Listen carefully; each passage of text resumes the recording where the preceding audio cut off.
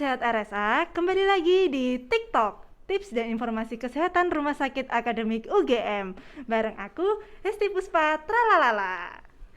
Kemarin tanggal 30 September nih sahabat sehat, RSA itu telah meluncing beberapa layanan baru, khususnya salah satunya Poliklinik Bisma, layanan gagal jantung terintegrasi.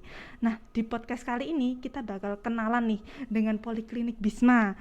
Tentunya dengan tamu kita hari ini ada dokter cantik, Dokter Humaira Elpana Ningtyas. Halo dokter, Hai. apa kabar dok? Alhamdulillah baik. Alhamdulillah, salam sehat ya dok untuk Ya. semuanya. Nah, sehubungan dengan kemarin launching Poliklinik Bisma ya dok ya, tanggal 30 September di depan lab dok kemarin ya. Kita sama saya tentunya sama sahabat sehat RSA mau kenalan nih dok dengan Poliklinik Bisma. Layanan gagal jantung terintegrasi ya. Kalau gagal jantung tuh kayak itu ngeri ya, itu ngeri nggak ya, itu kayak bimbang gitu sih dok. Itu sengeri apa sih gitu. Nah mungkin masih sedikit juga yang tahu tentang penyakit gagal jantung dan gejalanya apa aja ya gitu. Silakan dokter, apa itu? Ya baik, saya mulai ya. Jadi pertama tentang gagal jantung dulu ya Mbak Hesti ya. Jadi gagal jantung itu sebenarnya adalah suatu kumpulan gejala. Jadi dia nggak cuma satu gejala aja, tapi ada berbagai gejala. Yang pertama kayak misalnya sesak nafas. Sesak nafasnya itu bervariasi dari yang dia ringan sampai berat. Dari dia sesak nafasnya mungkin ketika jalan jauh atau ketika naik gunung gitu kan, kita aktivitas berat ya, itu baru sesak nafas. Atau dia ketika mandi aja muncul sesak nafas, atau bahkan saat duduk aja sudah sesak nafas. Itu jadi bervariasi tergantung tingkat keparahan gejalanya. Terus juga biasanya disertai kakinya tuh bengkak. Jadi kalau misalnya pernah lihat yang kakinya jadi gede-gede banget, terus dipencet itu kok kayak ada cairannya di dalam. Atau dia juga bisa muncul keluhan kayak mudah capek, jadi mudah lelah. Kok saya yang biasanya mungkin seharian full bisa beraktivitas, tapi kok sekarang tengah hari aja udah rasanya capek banget itu. Nah, jangan-jangan ada suatu mengarah ke gagal jantung gitu. Nah, selain itu jadi nggak cuma keluhan aja, tapi harus dibuktikan memang benar dengan pemeriksaan fisik dan pemeriksaan penunjang. Jadi pemeriksaan fisiknya kayak misalnya nadinya kok, denyut jantungnya kok jadi cepat, terus nafasnya juga cepat dari pemeriksaan.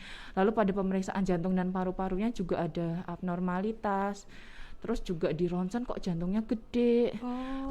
Dari rekaman jantungnya juga jantungnya tampak membesar. Atau dari pemeriksaan ekokardiografi atau USG jantungnya itu juga fungsi jantungnya menurun. Nah itu baru kita tegakkan diagnosis gagal jantung kayak gitu. Tentunya penegakan diagnosis itu tadi dari beberapa pemeriksaan dulu ya dok ya. Jadi nggak bisa ujuk-ujuk gitu, nggak bisa nggak bisa ujuk-ujuk orang dengan keluhan sesak sama bengkak terus ini berarti gagal jantung, belum tentu. Gitu. Jadi harus dibuktikan dulu. Wah itu tadi ya sahabat sehat RSA, bahwa gagal jantung itu gejalanya apa aja dok tadi? Ada sesak nafas, terus kaki bengkak, kadang perutnya juga membesar, jadi sebah kembung, terus juga ada mudah capek. Mudah capek itu bukan karena nggak semangat kerja, karena tanggal tua ya dok ya, bukan ya? Mudah capek terus. Bapak kameramen jangan ketawa pak. Ketahuan deh ini. Nah balik lagi nih dok ke Poliklinik Bisma. Kemarin tuh saya sempat searching nih dok dari beberapa penyakit jantung itu kan ada berapa macam ya dok ya, saya lupa sih dok itu. Sesuai briefing kita di awal tadi sebelum on air ini itu bahwa gagal jantung ini menjadi muara, jadi menjadi tujuan akhir atau apa ya dok ya, kemungkinan terburuk atau apa ya dok? Kayak semacam komplikasi ya dari gitu, beberapa penyakit jantung sebelumnya. Baiklah. Nah itu Poliklinik Bisma itu ditujukan untuk pasien jantung reguler atau pasien khusus gagal jantung dok? Seperti apa? Ya jadi untuk Poliklinik Bisma itu dia bertujuan untuk menangani pasien-pasien dengan gagal jantung yang ada kriterianya sendiri lagi. Jadi nggak semua pasien gagal jantung masuk ke klinik Bisma. Tidak semua pasien bisa masuk di Poliklinik Bisma ya dok ya? Jadi memang pasien yang memang sudah dipilihkan oleh dokter spesialis jantung yang memang memerlukan terapi penanganan gagal jantung yang memang holistik dan terintegrasi jadi oleh beberapa disiplin ilmu. Jadi nggak hanya pasien-pasien gagal jantung biasa, tapi memang sudah dipilihkan. Nah, yang kriterianya seperti apa, yang dia memang fungsi jantungnya udah buruk, udah antara sedang ke buruk seperti itu. Terus juga dia memang udah riwayat rawat inap berkali-kali, riwayat terutama yang dia udah mondok lebih dari 2 kali dalam 1 tahun, gitu. Nah itu nanti akan dipilihkan dan masuk ke klinik Bisma. Oke. Nah mungkin itu tadi ya dok, bahwa poliklinik Bisma itu multi profesi atau multidisiplin ilmu itu dari apa aja sih dok selain dokter spesialis jantung? Selain dokter spesialis jantung, sebenarnya kita ada namanya tim gagal jantung ya Mbak. Tim gagal jantung. Jadi saya dokter umum Mas ya. Baiklah.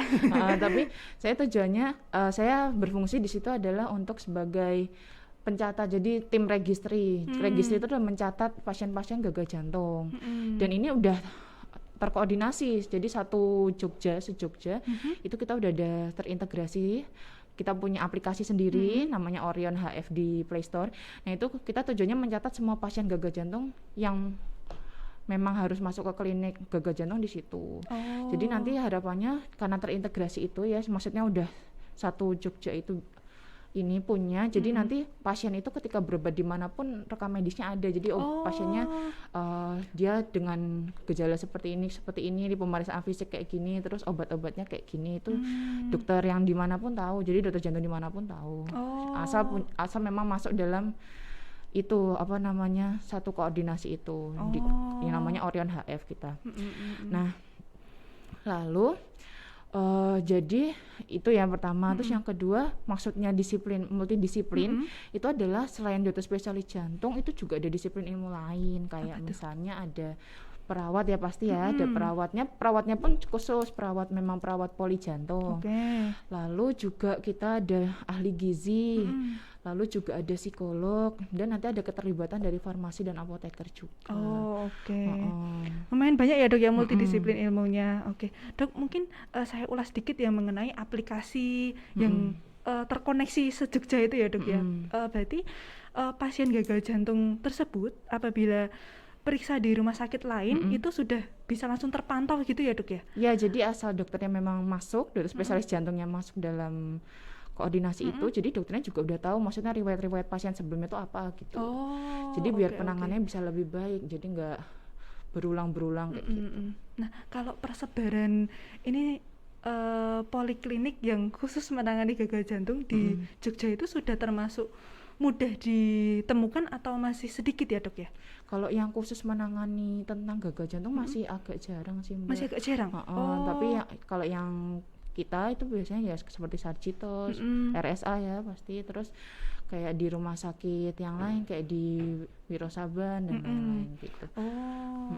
Masih yang tertentu ya dok ya? Tertentu, karena yang punya dokter spesialis jantung juga. Betul. Kalau yang belum ada nggak ada.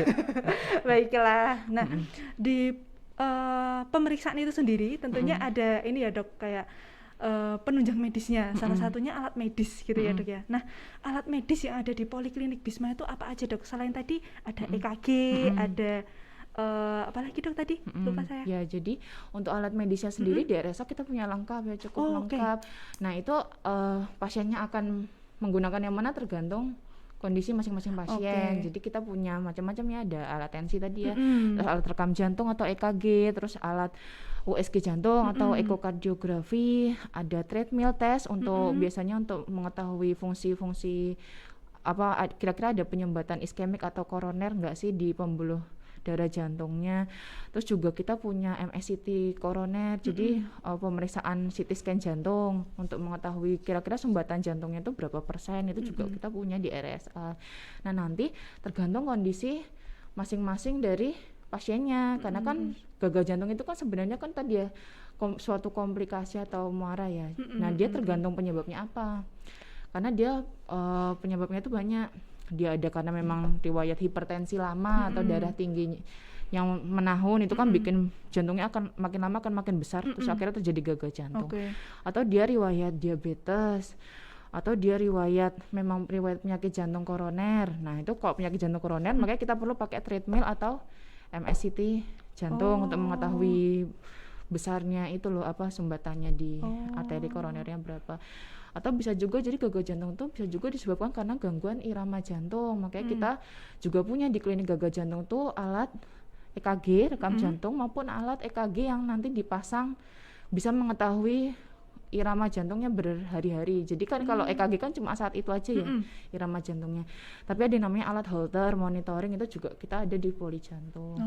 Jadi bisa untuk mengetahui dia gangguan iramanya itu muncul saat kapan gitu. Gitu. Keren, lengkap ya dok ya ternyata. Dari EKG sendiri pun ada 2 macam ya dok tadi. Wah keren. Jadi itu tidak ada alasan untuk tidak patuh periksa secara berkala itu tadi ya dok ya. Oke. Ada bapak kameramen, mohon maaf ini. Ini sudah tips. Gimana ini, aduh. Oke dok. Nah karena kita lagi di TikTok tips dan informasi kesehatan, Hesti mau minta tips menjaga kesehatan jantung khususnya bagi anak-anak milenial nih dok, karena kan pola makannya itu masih banyak yang kurang teratur gitu dok, seperti apa? Oke, baik. Kalau untuk anak milenial ya sebenarnya banyak ya, kayak pola makan tidak teratur, terus makannya juga sekarang instan fast food, junk food, boba. Iya, boba ya. Aduh, curhat jadi. Iya, saya sekali itu. Kayak boba, terus makanan junk food dan lain-lain itu sebenarnya nggak bagus semua buat jantung. Jadi sebenarnya boleh sih, tapi ya mungkin seminggu sekali aja, jangan setiap hari. Terus juga perbanyak buah dan sayur, banyak minum air putih 2 liter per hari. Terus jangan lupa juga hindari stres, itu penting ya. Jadi stres itu juga bisa memicu penyakit jantung, stres jangka panjang terutama. Terus olahraga. Nah, olahraga paling tidak setiap hari 30 menit. Itu PR juga buat saya. Itu buat saya juga itu sepertinya. Ya, jadi harus olahraga rutin. Dan jangan lupa juga kan sekarang ini ya lagi tren goes ya. Goes sampai berjam-jam. Gimana itu dok? Pernah ini nggak lihat berita yang terus goes tiba-tiba ditemukan meninggal? Iya, mungkin banyak ya dok berita kayak gitu. Itu gimana sih dok itu? Nah, jadi memang kita harus melakukan yang namanya MCU, jadi pemeriksaan screening jantung. Jadi kita kira-kira punya nggak gangguan jantung kayak gitu. Nah, itu harus dideteksi benar-benar karena dia bisa muncul tiba-tiba ketika aktivitas berat kayak olahraga jarak jauh. Itu kan aktivitas berat ya, bahkan sampai denyut nadinya sampai bisa tinggi banget kan. Nah, itu bisa menginduksi muncul gangguan irama jantung letal atau yang mematikan. Bisa henti jantung mendadak. Gitu. Meskipun usia muda kan juga banyak toh, jadi nggak cuma yang tua-tua atau yang tiba-tiba meninggal habis olahraga. Banyak yang usia muda justru, karena usia-usia muda itu kadang nggak terdeteksi nih. Penyakit jantung itu kan nggak cuma karena pola hidup ya, tapi ada juga yang memang bawaan atau genetik. Jadi memang dia ada gangguan di memang ada gangguan di kanal ion jantungnya, atau memang ada gangguan konduksi listriknya dan lain-lain. Nah, itu kita kalau nggak screening, nggak MCU, nggak tahu kalau ada kelainan itu. Gitu. Dengan MCU itu bisa diketahui mulai dari sekarang ya dok ya, tentunya kayak bisa kondisinya dari usia gitu. muda. Karena di RSA aja ada dok? Ada di Poli Sadewa 3 MCU jantung. Wih keren. Untuk paketnya lebih lengkap bisa langsung kunjungi websitenya RSA di menu paket medical check up. Nanti sudah lengkap dengan harganya, dengan item-item pemeriksaannya, betul dok? Ya, oke. Nah, ada tambahan lagi mungkin dok untuk tipsnya?